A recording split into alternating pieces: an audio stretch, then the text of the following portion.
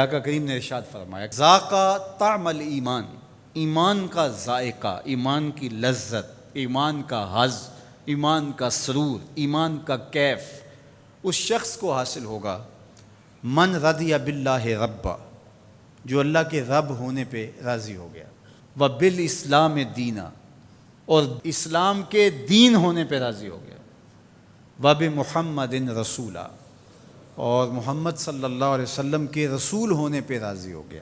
جس کو یہ تین چیزیں نصیب ہو گئی، ایمان کی لذت نصیب ہو گئی۔ اب اس رضا کا کیا معنی ہے؟ امام قرطبی علیہ رحمہ فرماتے ہیں اس کا ایک معنی عام ہے اور ایک معنی خاص ہے۔ معنی عام یہ ہے کہ اللہ کے رب ہونے پہ راضی ہونے کا مطلب اس کو رب مان لینا ہے۔ اسی طرح اس کو کہا جائے تیرا کس دین سے تعلق ہے، تو وہ اسلام کو ہی اپنا دین مانتا ہے۔ اور جب اس کو کہا جائے کہ تیرا رسول کون ہے، تو اس کے لبوں پہ بغیر کسی تعمل کے، بغیر کسی تردد پہ نام حضور کا ہی آئے۔ تو یہ ہے اس کا معنی عام۔ لیکن یہاں جو ایمان کا ذائقہ، ایمان کا طعم حاصل ہونے کی بات کی گئی ہے، یہاں سے یہ معنی عام مراد نہیں ہے، یہاں معنی خاص مراد ہے۔ اور وہ کیا ہے؟ اللہ کو رب ماننے کا مطلب یہ ہے کہ اللہ کو ماننے کا جو حق ہے اس حق کی طرح اس کو مانے۔ ایک ہے اللہ کو ماننا اور ایک ہے اللہ کی ماننا۔ تو جو اللہ کو تو مانتا ہے لیکن اس کے احکام کو نہیں مانتا، اس کے دیے گئے نظام کو عملاً قبول نہیں کرتا، تو پھر وہ ایمان کی لذت حاصل نہیں کر سکتا۔ خالق حقیقی اس کو مانتا ہے تو پھر اپنا سب کچھ اس کے دستے قدرت میں سمجھے۔ جب اس کی پناہ میں آ گیا ہے تو پھر کسی کا ڈر اور خطرہ کیسے رہا؟ جب اس کو خالق و رازق مان لیا ہے تو کسی کی دہلیز پہ ہاتھ کیوں پھیلائے گا؟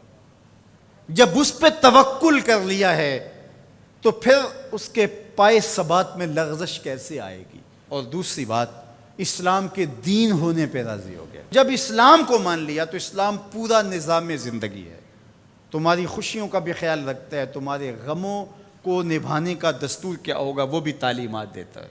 یہ نکاح ہم کر رہے ہیں شریعت کے مطابق اور یہ مسجد میں کر رہے ہیں، اور یہ جو بھنگڑا ڈال رہے ہیں یہ ہمارے خاندان اور قبیلے کے لوگوں کا تقاضا تھا، اور تم قبیلے کو بھی راضی رکھتے ہو، رب کو بھی راضی رکھتے ہو، ایسا تو نہیں ہوگا، ایک کو ہی راضی رکھنا پڑے گا۔ تو جب اسلام کو اس طرح مان لیا کہ جب بھی کوئی قدم اٹھانے لگے تو سوچا اسلام کیا کہتا ہے۔ اگر آپ کو اسلام میں سے اس کی تعلیمات نہ ملے تو پھر تو کہنا کہ اسلام کامل دین نہیں ہے۔ میں شادی کرنے جا رہا ہوں، یہ میرا ایک مسئلہ ہے، تو اسلام اس کے بارے بتاتا ہی کوئی نہیں۔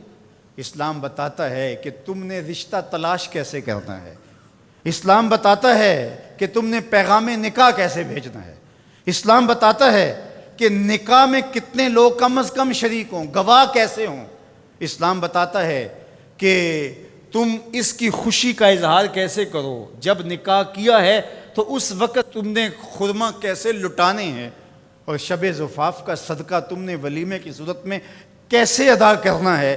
اسلام تمہیں ایک ایک جزیہ بتاتا ہے۔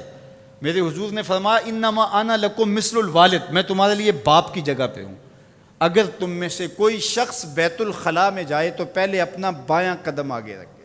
جس طرح باپ چھوٹی چھوٹی چیزیں اپنی اولاد کو بتاتا ہے، تو فرمایا تم واش روم میں جاؤ، بیت الخلاء میں جاؤ تو پہلے بایاں قدم آگے رکھو۔ کیوں؟ انما انا لکم مثل الوالد، میں تمہارے لیے باپ کی جگہ پہ ہوں۔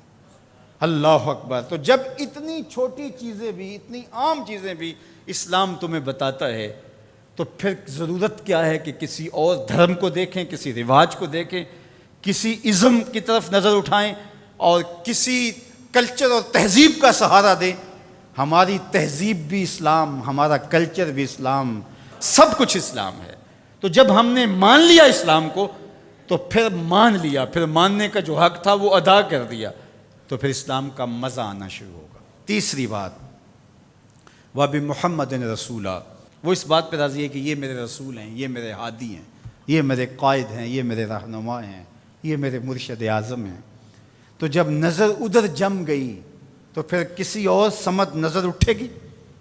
جب انہیں مان لیا، وہی ہادی اور رہنما ہیں، وہی مقصود ہیں، وہ محبت کا مرکز ہیں، وہ عقیدتوں کا محور ہیں، ہر درد میں ہمارا دارو ہیں، علاج ہیں، چارہ ہیں، ہر مرض کی شفا ہیں، تو پھر کسی اور سمت نظر کیوں اٹھا کے دیکھیں گے؟ تو اگر ادھر بھی دیکھتے رہے اور کہا کہ نہیں ہم ادھر سے بھی کچھ لے لیں گے، تو اس طرح پھر ایمان کی لذت نصیب نہیں ہوگی۔